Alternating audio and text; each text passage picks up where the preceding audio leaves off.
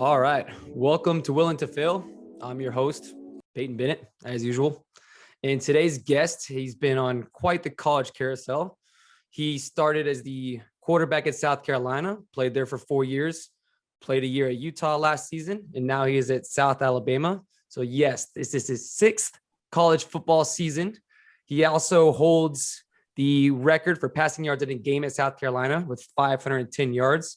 So, with no further ado, welcome to the show, the super senior, Jake Bentley. How are you? Doing great, man. I appreciate you having me. All right. So, yeah, I have a lot of questions about just your whole college experience, but kind of the whole theme of this show is just the whole being willing to fail, just the whole process and the journey. So, best to start at the beginning, of course. So, I'm sure you're from a very big football family. So, who in your upbringing was a big influence on you? And was it just football all the way as your childhood, or were there other sports that you played? Yeah, my whole family is football centered. My dad, he's a coach of South Florida now, and my older brother is a strength coach at Rutgers University, and then my older brother, that's my oldest brother. My older brother is a coach at Coastal Carolina. So, and they all played college football, and my dad coached high school football for the longest time, and is now in college. So I would say just them collectively, just always pushing me. Being the one that's younger than them always pushing me to be better each and every day. And I used to play a little basketball back in the day too. I was pretty good at basketball, but definitely saw that my future was going to be football and just stick to that. Okay. So you've been playing organized football since what age? Shoot, man, I'd say about 6 years old. Oh, wow. Always quarterback? Yep, always quarterback. I tried to. It was like a year. I thought I was going to play receiver, but my dad played quarterback. My two older brothers played quarterback as well. So okay, we were all quarterbacks. Well, you do have a college reception under your belt, right? At South Carolina. I got. I think just one. Yeah, I think it's just one. Okay. All right. So for you, starting in this quick, obviously correct me if I'm wrong on anything, because I'm mostly just pulling from the internet and like Wikipedia. And I feel like you may know your story a little better than me. But looking at your history, it seems like you're playing football in high school. Obviously you're a freshman quarterback and your dad was the head coach, right? Yep.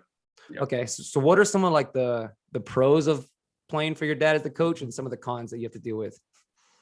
Well, I think, I think pros wise, no matter how bad you play, you always got a person that's in your corner still. You always got somebody that's gonna, go to bat for you.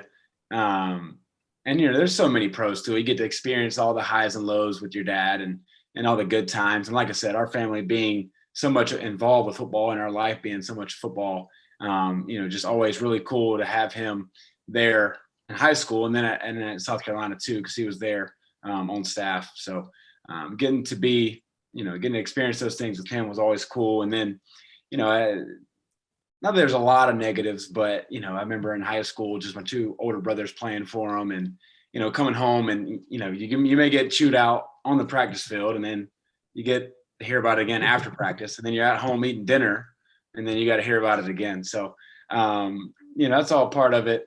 It took us 5-6 hours to watch games on TV. Growing up, as my dad would pause it and be like, "Hey, what coverage is this?" I'm like, "Man, I'm just trying to watch the game." You want me to do all this craziness? But no, I think looking back on it, it is what helped us, in college. But it's definitely, like I said, our lives were very centered around football, and that's just what we did. Okay. So how much of your success so far do you credit to like just the genetics of having your dad, who I think also played quarterback, and I don't know how big you are. I think I saw you're like 6'4". How much do you credit to just the genetics? You were luckily like in the right family, and how much of that is like the work you're putting on? Like you're talking about, like when you're normal people are just watching the game, you're getting like film drills, like while you're watching it. So how much would you credit to each, you think? I think it's a little bit of both. I think, part of it, like you said, is just that I think the mental side of it, of just having a guy like my dad who, always taught us about ball, and then watching my two older brothers, that's just, I think just was so lucky for me that I got that experience of getting to see, what they did well, what they did, not so well, and really getting to learn from them. I'm a lot bigger and taller than them. So, a lot of things that they had to do, exceptionally well to help them propel them to where they got to. I mean, they're both under 6 foot, so they always had to have great mechanics. They always had to be really smart. So just able to just, be able to look at them, and grow from them just helped me the most. So I'd say, I'd say a little bit of it, is just size and everything else, but really a lot of it was learning from other people. And then Yeah. obviously, them dragging me in the days that I didn't want to go work and to be able to work with them and just continue to learn from them all the time. Yeah, I bet that peer pressure from brothers and family is good. And especially like, obviously as the little brother, you weren't 6'4" the whole time, right? So when they're like under 6 foot and they're learning this stuff, you're probably learning the same things because you're around that same height and then kind of grew into it. So I know obviously a lot of football players and all sports, people play as their dad as their coach, but your dad was like, he seems like a really, really good coach. So he was the Nike National High School Coach of the Year in 2005 and the South Carolina High School Coach of the Year in 2006. So talk about like the decision if you're a freshman in high school, then your dad gets a job at Auburn, right? And then you guys, your family moves closer to that. So Yes. this is your first time moving schools at like and moving teams. What was that first experience like? I didn't want to do it. Definitely didn't want to do it.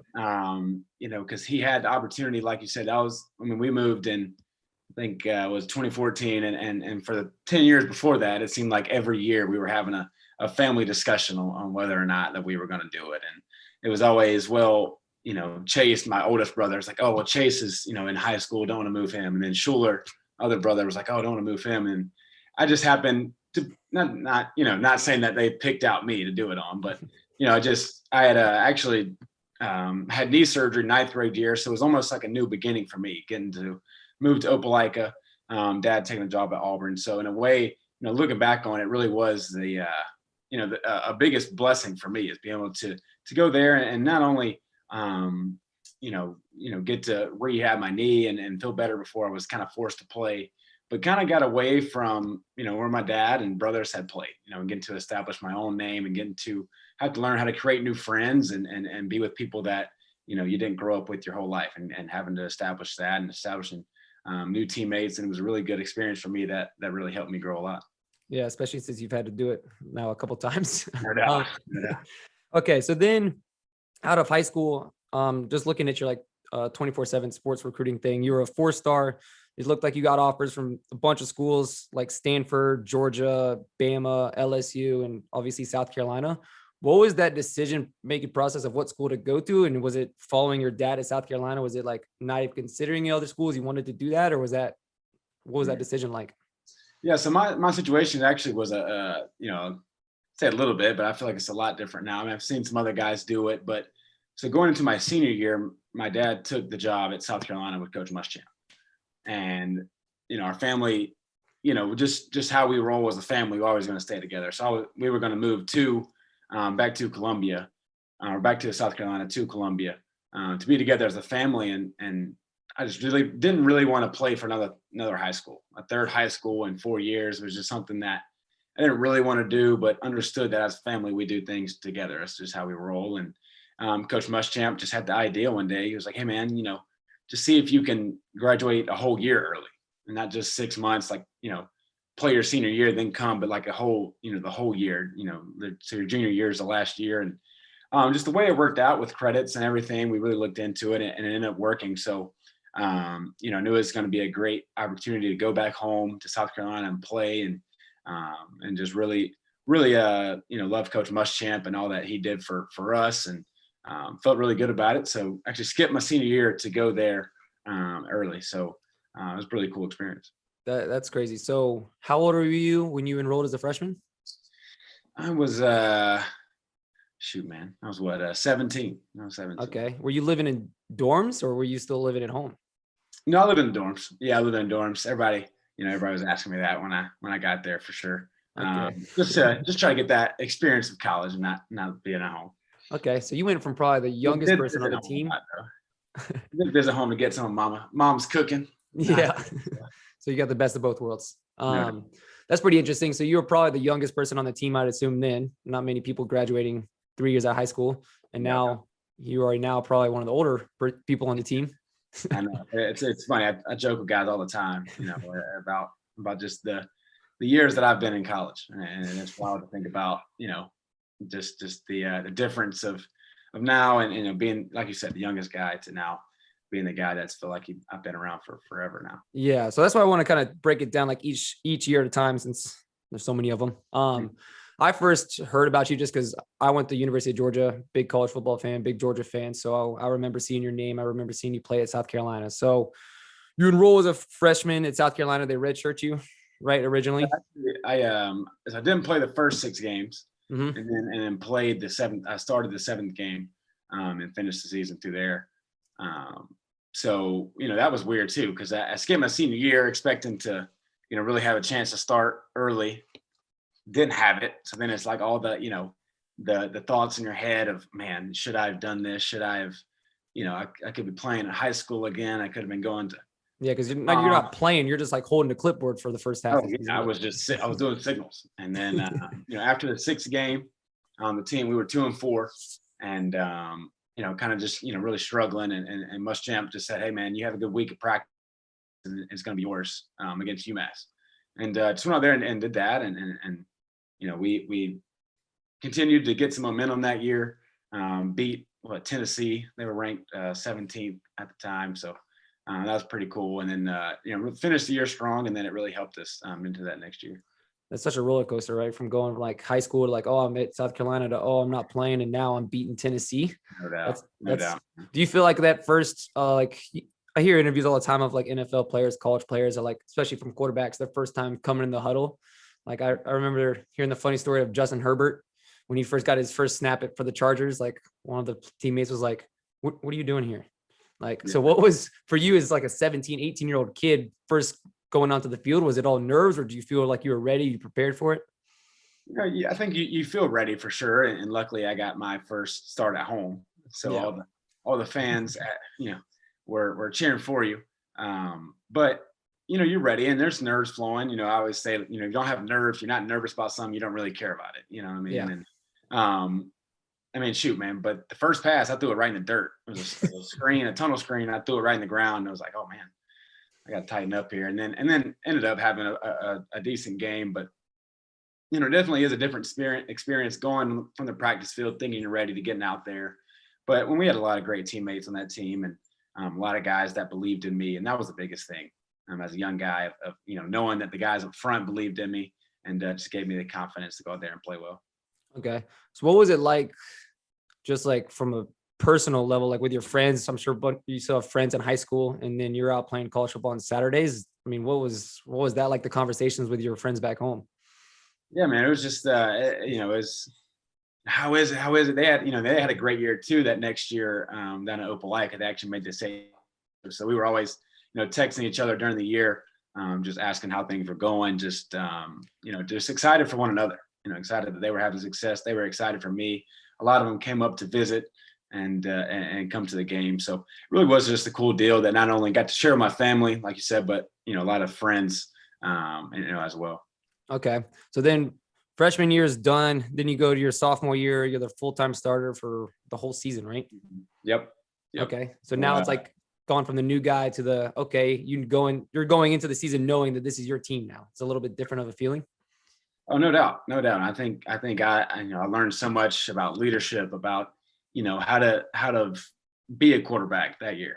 I think freshman year was just me, just playing ball, and playing the position of quarterback, but not really understanding what all comes with that, and really had to learn a lot about leadership and how to impact guys and try to elevate guys to levels that they couldn't reach before. And we had a great year sophomore year. Ended up going 9-4, beat Michigan in the Outback Bowl, so that was pretty sweet.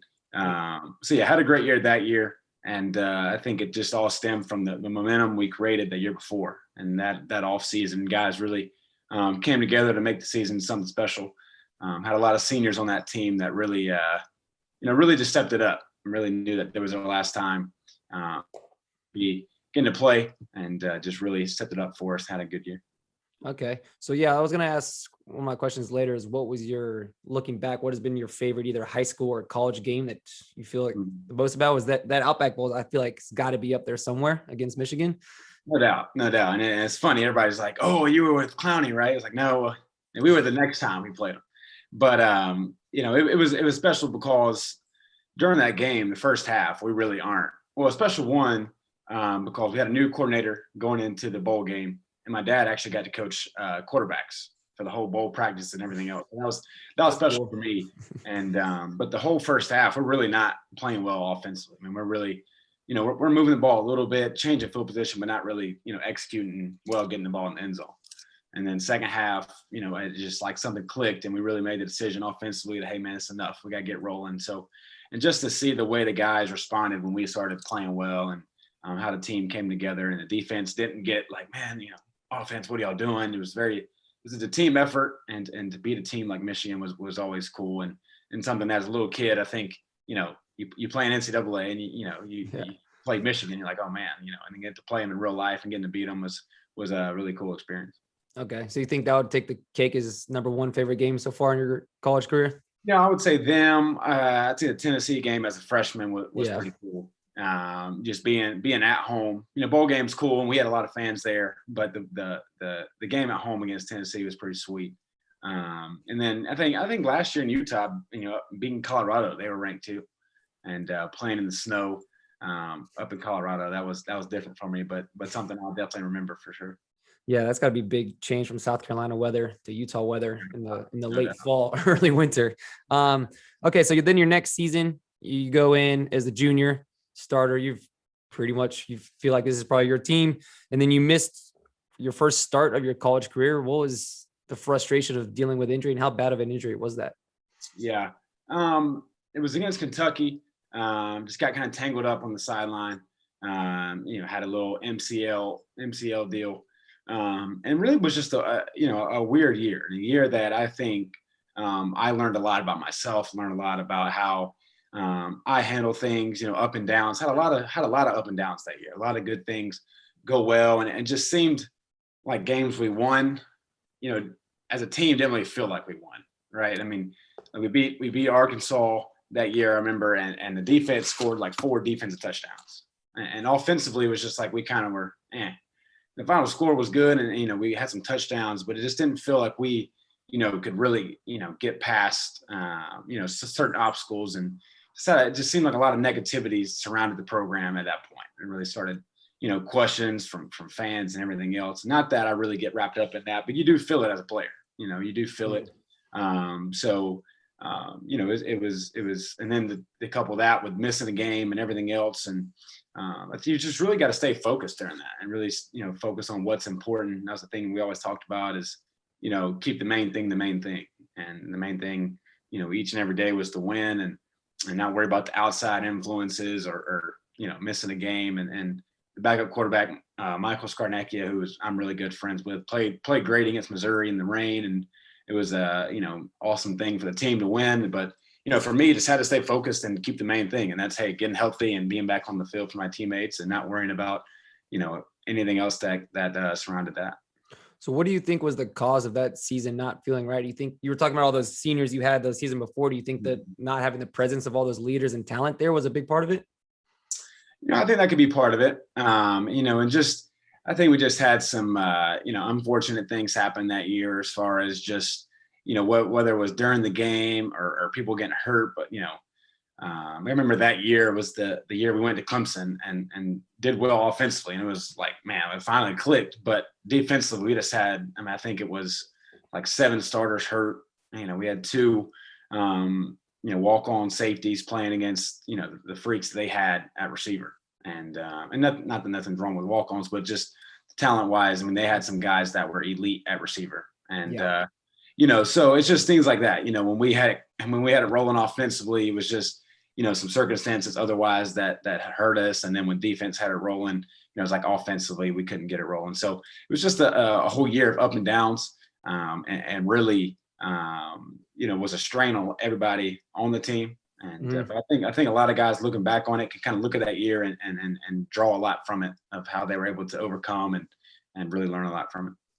So as a player, I mean, fans always get caught up in like statistics. So like in that game, you're still the only South Carolina quarterback to ever throw for over 500 yards a game. And that comes against a team that eventually won the national championship that year in Clemson.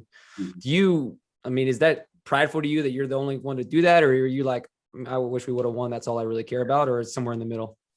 I think right now, I mean, I'd say it's fresh. I guess it was 3 years ago now, going on 4 years ago. But I think that, with it still being, still playing college ball, you just want to win, right? Mm-hmm. You look back on like, man, I wish we would have won that game.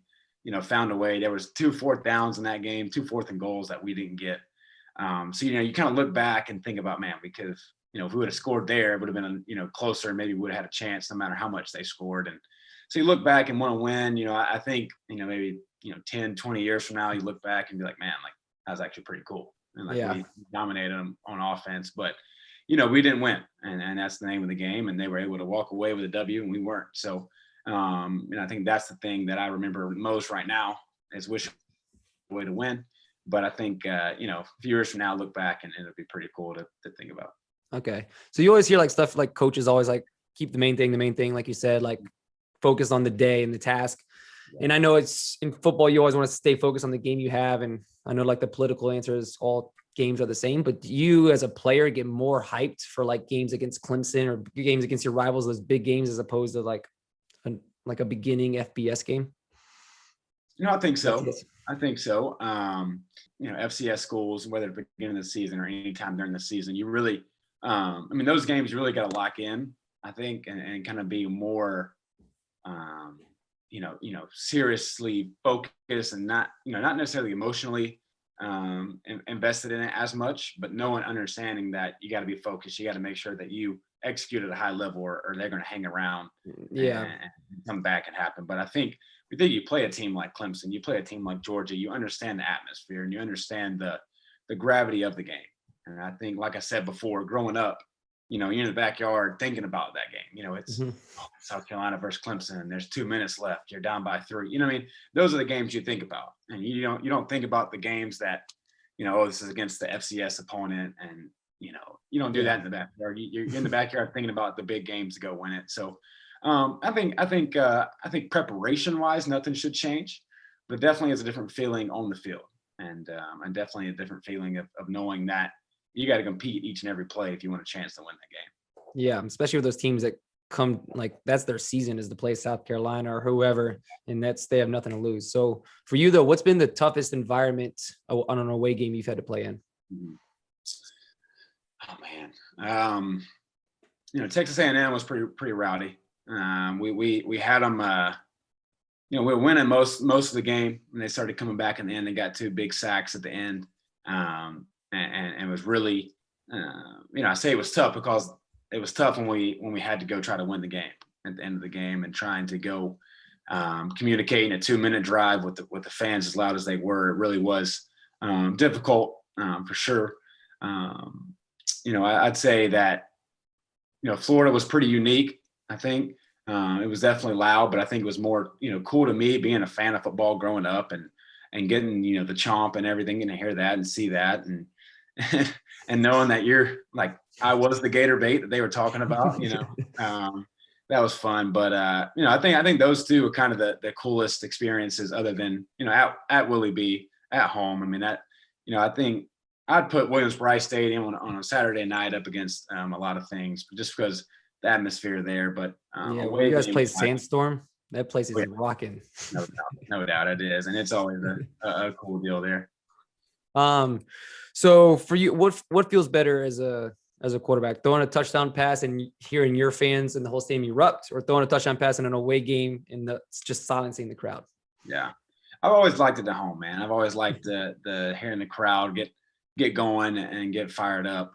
And I think for a lot of guys, that's why last year was so weird. It was like, you were silent both ways. Yeah. You throw a touchdown, or at least some schools. I know SEC wise, I think had some fans, but Pac-12 wise, there was no fans at any games. So you throw a touchdown and it was silent at home, and you throw a touchdown away, it was silent as well. So it was a little different, but I definitely think a packed stadium at home for sure. Okay. So yeah, before we get to your last season. I want to go to the one before that. So you're going into 2019 at South Carolina, which is what you're thinking is probably this is my last season. It's my senior year at South Carolina.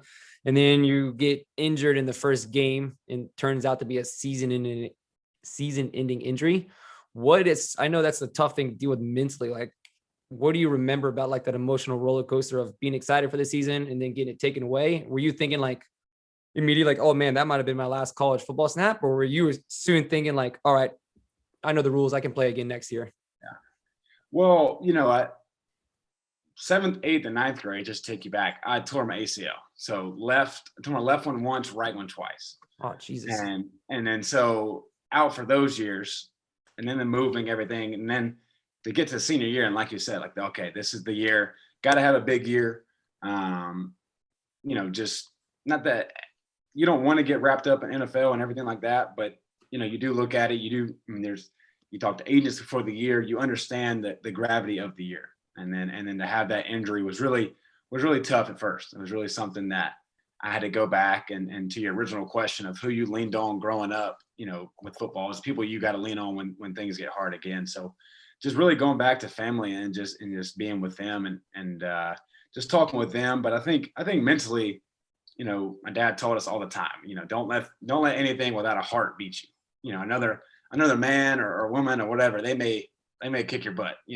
They may go out there and they may wax the floor with you, but something that doesn't have a heart, whether it be the weather, injury, whatever it is, don't let that defeat you. And that was kind of my mindset before I even thought about playing again was, hey man, go attack this rehab and make sure that, that doesn't become a thing that gets you down and changes your whole life over one injury, a ligament in your foot that you can come back from. And so I just kind of put my head down and battled through rehab, and really didn't know if I was transfer or whatever, just really focused on what I had to do at the moment and leaning on those people, like I said, that were important, and just battling my way through that. Yeah, I like that. I like that phrase a lot. Don't let something without a heart beat you. Okay. So you were that's definitely the way you want to approach it, is just the day-to-day of focus on the rehab, which I know is a grind in itself. So when did you first start thinking like, okay, I want to play again? And what is it like? Because obviously you missed the whole season. Another quarterback came in. Did you feel like you didn't want to have to kind of compete for a job again? You wanted to go somewhere else, or what was that whole decision process like? Yeah, I mean, I think it was just something, wanted something new for me, a new experience. Like I said, growing up in South Carolina, moving, but then coming back and kind of that being my whole life, really wanted to find a place. And something that I always said through that whole transfer process to the coaches I talked to was, I want to have a place where I can grow as a man and as a football player. And that was something that I took pride in. And when I was choosing a school, and that's what attracted me so much to Utah. That's how different it is out there. And for everyone listening, I mean, if they haven't been there before, I mean, it really is a cool place to live, to be, and to wake up and see the mountains all the time. I mean, like you said, you went to Georgia, you wake up and you see the same thing, matter if you wake up there in Columbia, it's pretty much the same as far as landscape and kind of culture and people, and, getting to go out there and just learning, so much more about, life and just who, the cultures and the landscapes and everything really helped me grow. And then, football as well, I grew a lot too through that process. Yeah, I've been to Utah a couple of times. It is one of the most beautiful states for sure. But just from the culture difference of like playing SEC college football to going to the Pac-12, and then of course you throw on top of it the whole COVID thing. But what was it like going from, because especially as like a senior at South Carolina, I'm sure you're recognized everywhere on campus. You're the quarterback of a SEC school, to being the new guy at Utah. Was it like kind of a culture shock to you? How did you deal with that? It was different. Because, in Salt Lake City, you got the Jazz there. So that takes away from the excitement, I think, of football already there. Not saying that the fans there weren't great and everything else, but it definitely is different. It's almost annoying sometimes of how people's priority in the South is football sometimes. And that's fine and all, but it's just not that same feeling out there. I mean, there's a lot of people that love football and understand it, but it definitely is, a different feeling. It's hard to explain, really. It's hard to explain. You can you can go out and downtown Salt Lake and be decked out in Utah stuff, and people probably aren't going to bother you. But you got a Gamecock hat on in Columbia, and somebody's going to ask you if you play football. So it's just a different feeling and a different atmosphere.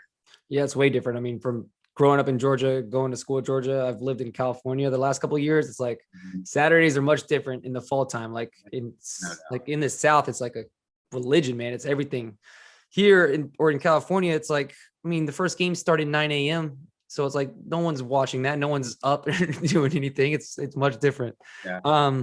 Okay, so then you get to Utah, you start practicing all this, or probably not even practicing yet before like all the COVID stuff hits. Yeah. So the Pac-12 being the last one to actually start playing football and actually stay there going to, how frustrating was that process for you of like thinking like, oh, this is going to be my last season. And then it's just like, oh wait, am I even going to play this year? What was that like? It really was a strain on our team, on me. So I had my foot and was still battling that. Still had the plate and the screw in my foot during spring practice. So wasn't really moving around as great as I'd want to. Got 3 spring practices in and then told we had to go home. Luckily, I was able to get that plate out of my foot before the non-essential surgery shut down.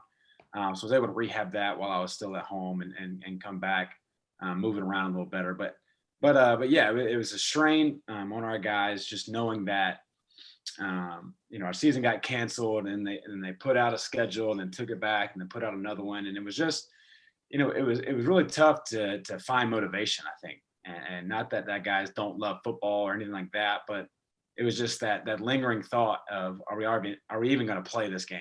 Yeah. And even when our first 2 games of the year got canceled, I personally had a couple of false positives in there and had to miss a few days of practice. So it was just always a mental strain to be highly motivated and being able to focus on, all right, the testing's out the way.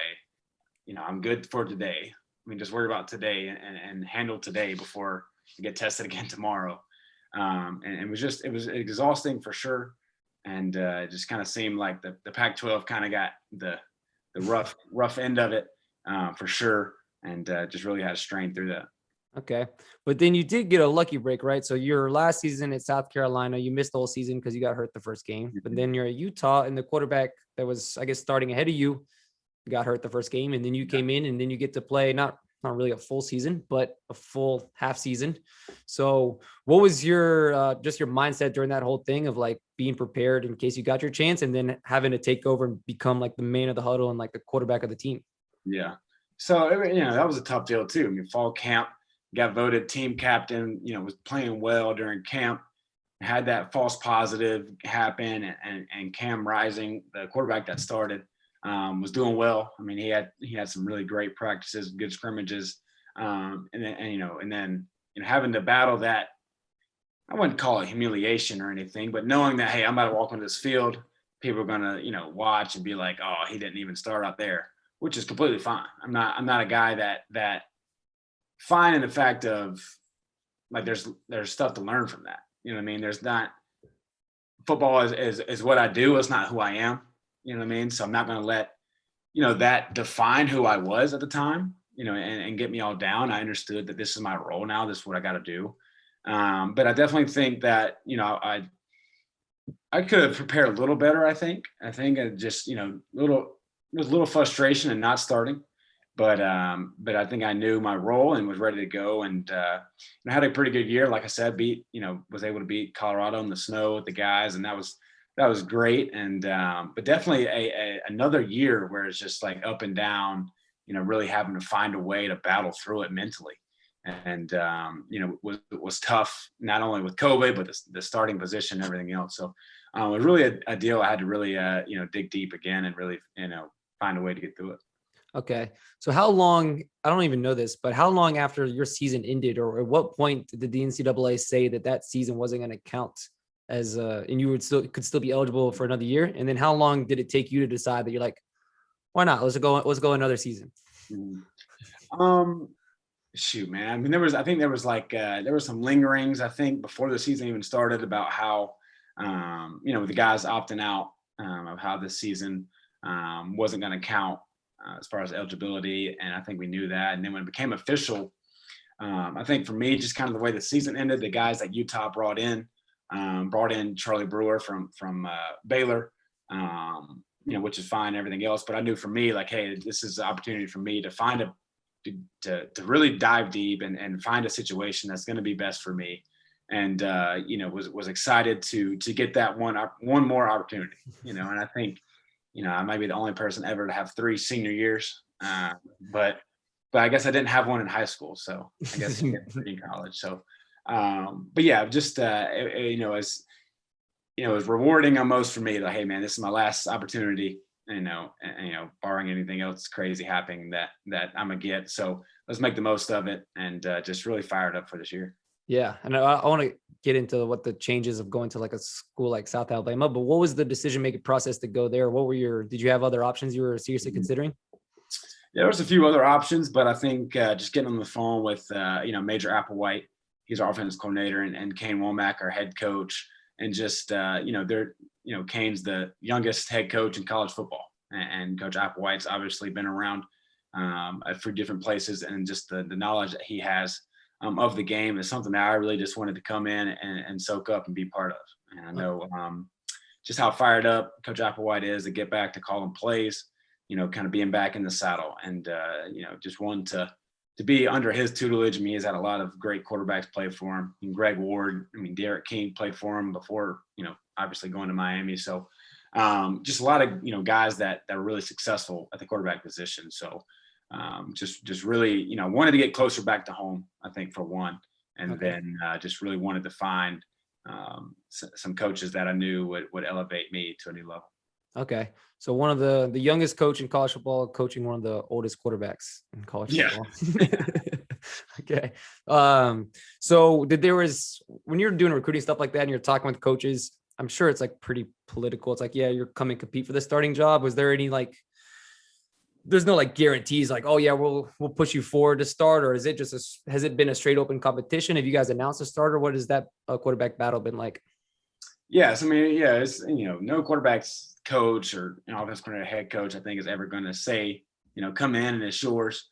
You got to go in and earn it. And I think that just gains the respect of teammates, of guys that you're with. So went in there and was able to pick up the offense pretty quickly, and really got some exciting stuff. Went through spring, had a really good spring, was named the starter after spring. So, that was big for me, getting able to do that and have the whole summer as a starter, be able to get the guys rolling through what we're doing during the summer, and then excited going into camp. Yeah. From everything I've seen and read from pro locker rooms, the high school locker rooms, it feels like it's a lot different of a locker room when you know who your starter is, as opposed to it kind of being like tearing the locker room.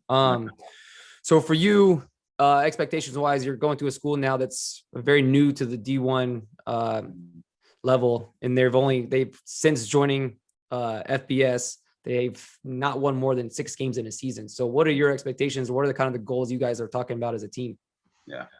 Well, I think just echoing our head coach is finding a way to win each and every day. And I know that sounds political and everything like that, but I think his mindset, and something that he's really dove into, is because a lot of people think about that, about we're a new school and we haven't won this and haven't done this. And hey man, it's not about thinking about all that. It's about, hey, when we go play Southern Miss the first game, it's doing whatever we can to win that one, and then we're going to Bowling Green. And I think as a program that's young and like that, I mean, if Alabama wants to think about national championships, but at the start of the season, they can go ahead and do it. But for us, we're going to focus on, winning one game at a time and making that bowl game, making Mobile proud of the team that they got here.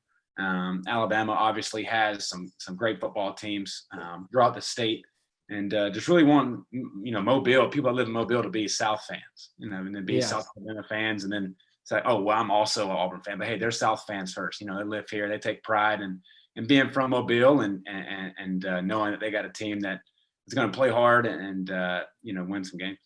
Well, I'm sure they're excited to have you. And I'm sure you got to be excited to start playing some games in a full stadium again. I imagine South Alabama is 100% capacity, right? Yeah. Okay. And you haven't played in a full stadium since 2019, and you only played that one game where you got hurt. So you really haven't played like multiple games at full stadiums in years, huh? I know. Well, and that game I got hurt was in the Panther Stadium, and it was full, but it wasn't a home team or whatever, stadium. So it's definitely going to be interesting for sure. The adrenaline's gonna be pumping your first real home feeling game in years.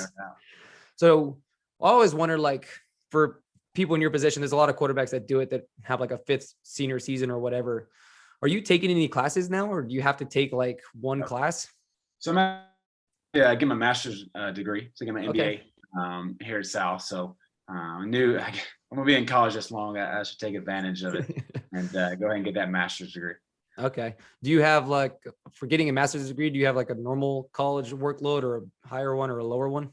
It's I'd say it's probably a little lower. The classes maybe a little bit tougher and more focused on, actual, what you're going to do, in a job instead of just, the busy work that you can run into with some undergrad classes. But, and they're later in the night because a lot of, people from all ages in the grad classes. So, so it's a little bit different of a schedule. It's definitely not the normal classes in the morning, go to tutoring, stuff for the normal college athlete. So, but yeah, my classes are at night and I got a little bit less. Okay. Are you the oldest one on the team? We actually have a punter from Australia. I was about to ask if you guys had a punter from Australia. What is he, like 30? He's 27, 28. Yeah. Okay. Okay. Yeah. That's a very common trend in college football now. So the younger guys on the team, do they pick on you for being old, or do they come ask you advice because you've been around so long? Oh, no doubt. And I think that tweet the other day that said, I don't know, went to school with, Joe Biden, and everybody was hilarious. People love that one. I was in high school when gas prices were 80 cents. That was a good one. I think there's a lot of those jokes. But I think a lot of guys, have went up to me and like, hey man, what was it like, especially the guys that are going to play as freshmen, and how was it like playing at South Carolina? How was it, guys that have transferred into South, and how was it, as a transfer? What do you think the biggest things are to do? And and that's kind of been my whole thing, my whole life, is just try to pour back into people. Like I said, had my brothers, had a lot of guys, my dad coached in high school, giving me a lot of advice growing up, and as someone that needed it, and just trying to really give back to other people. You played with Hayden Hurst, right? Yeah, I did. He's been in the NFL, like 4 years? Yeah, I think so. That's pretty crazy. Yeah, I know. So for you, like, as a kid, you're talking about growing up in the backyard, imagining those big games. When you're in the backyard, were you imagining college football games, or is the NFL always been the biggest goal? What drives you? I think growing up as a little kid, you're all over the place. I think for me, a lot of it was, trying to be like my big brothers, in high school games. And then when they got to college, it was like trying to be them in college. So, I think for me, I want to get, try the NFL, that next level, just to, give it a chance and see. And, but, excited for it, but I think the biggest thing that I learned having 3 senior years is, take advantage of this year, make sure that you enjoy it, all the things that go in with it. And, just really don't take for granted the practices and the workouts that you have. I mean, I think, we only had, the month of, since we came back after spring, we had 20 workouts before, our little break we get after the 4th of July. So it's like, man, you only get those 20 workouts, and then you get, whatever more in July, and then you got fall camp, then it's the season. And then, like you said, nothing's guaranteed after that. So just really taking advantage and not taking anything for granted this year. Yeah. I hope you continue to spread that message to your teammates, because I'm sure there's a bunch of freshmen that are like, oh, another workout. And you're like, yes, another workout. Like, I don't know when that can be ripped away from me at any point. So last question, any thoughts of following your father's footsteps and being a coach later down the road? I think so. I definitely see myself around football for sure. Don't really know exactly the position or role.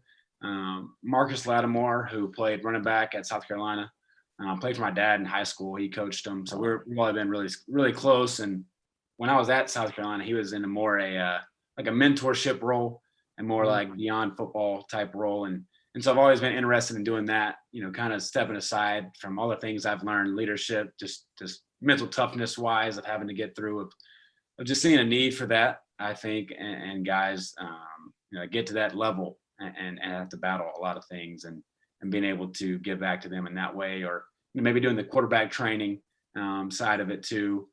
So just definitely see myself around football. Just don't know exactly the role yet. Yeah. I mean, I'm sure you'd be great at it. You've been around football your whole life. You've been through the ups and downs. I mean, I've already just from this taken away some things just some mental stuff that I think I'll carry with me today and hopefully forward of not letting other things bother you, just stay focused.